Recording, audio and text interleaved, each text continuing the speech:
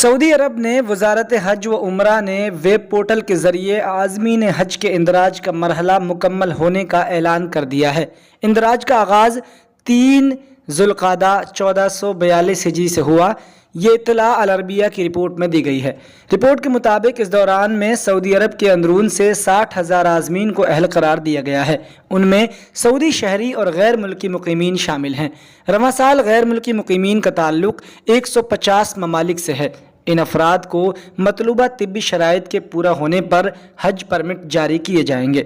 دوسری جانب سعودی نائب وزیر حج و عمرہ ڈاکٹر عبدالفتاح مشات نے کہا کہ رواں سال ویب پورٹل کے ذریعے اندراج کے پہلے مرحلے میں رجسٹر ہونے والے عازمین کی تعداد 5,58,270 تک پہنچ گئی ہے۔ اندراج کا مرحلہ جمعرات 28 ذوالقعدہ کو اختتام پذیر ہو گیا۔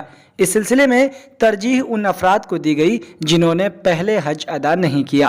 وزارت حج و عمرہ نے رواں سال حج کے اہل قرار دیے جانے والے تمام افراد کو عمومی ہدایت جاری کی ہے کہ وہ بنا پیشگی بکنگ کے فوری طور پر اپنے قریب ترین مرکز سے کورونا ویکسین کی دوسری خوراک لگوا لیں، ساتھ ہی حفاظتی تدابیر اور احتیاطی اقدامات کی پابندی کریں۔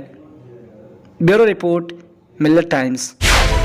ملت ٹائمز کو آپ کی ضرورت ہے، ہماری آپ مالی مدد کریں۔